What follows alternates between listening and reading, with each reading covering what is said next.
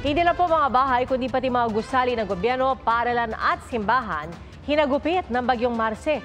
13,000 pamilya sa Cagayan ang inilikas at saksi si Jasmine Gabriel Galban ng GMA Regional TV.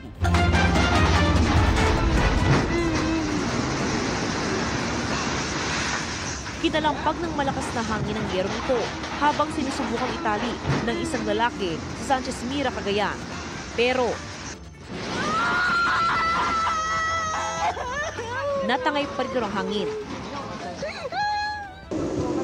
Sa Sanchez Mira, ang ikalawang landfall ng bagyong Marce, alas 9 kagabi. Kinabukasan, tumambad ang pinsala sa bayan. Gumuho ang bahagi ng welcome arch sa lakas ng hangin. Natumba rin ang mga poste at natuklap ang bubong ng simbahang ito. Bukod dito, lubog sa baha ang ilang bahagi ng bayan. Magdamag na naranasan sa ilang bayan sa lalawigan ang malalakas na hangin at pag-ulan. Pahirapan na ang pagdaan ng mga sasakyan sa kalsada dahil na rin sa mga humambalang na poste ng kuryente at maging mga natumba o nabuwal na mga punong kahoy. Sa bayan ng Peña Blanca, nagtulong-tulong ang mga rescuer na maiahon ang isang lalaking stranded kagabi sa Tawi Bridge.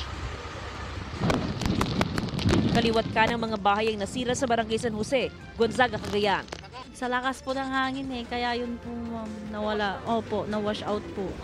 Di rin nakaligtas ang kisame ng bagong gawang gusali ng MDRRMO at ang labi ng munisipyo ng bayan ng Santa Ana. Bagong-bago pa lang itong building natin, hindi natin nakalain na sa sobrang lakas ng bagyo. Kung sa mga ibang, siguro mga ibang structure pa, baka mas marami pa, lalong-lalo yung mga kabahayan po.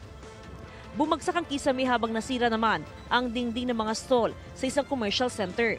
Damay rin ang ilang paralan sa lugar. May sumadsad pang barko. Damay rin sa baha ang ekta-ektaryang sakahan sa bayan ng Santa Teresita, kaya labis ang panghihinayang ng mga magsasaka. Sa Desyembre na daw kasi sana nila aanihin ng mga pananim. Lubog din sa baha ang ilang bahay sa Barangay Antiporda sa bayan ng Bugay.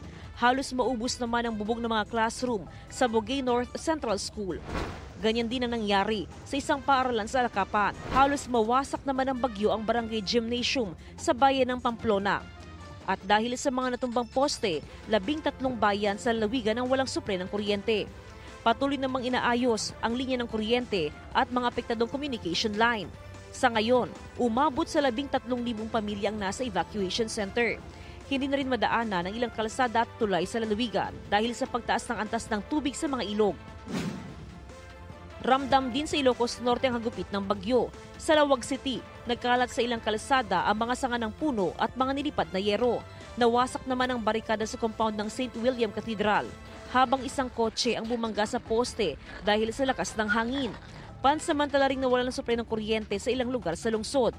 Nagliyab ang isang poste, pero mabilis itong naapula ng mga bumbero. Sa lungsod naman ng Batak, humambalang ang mga natumbang puno at ilang poste. Pansamantala ring hindi madaanan ng mga sasakyan ang ilang kalsada sa bayan ng Marcos. Para sa GMA Integrated News, ako si Jasmine Gabriel Galban ng GMA Regional TV, ang inyong saksi.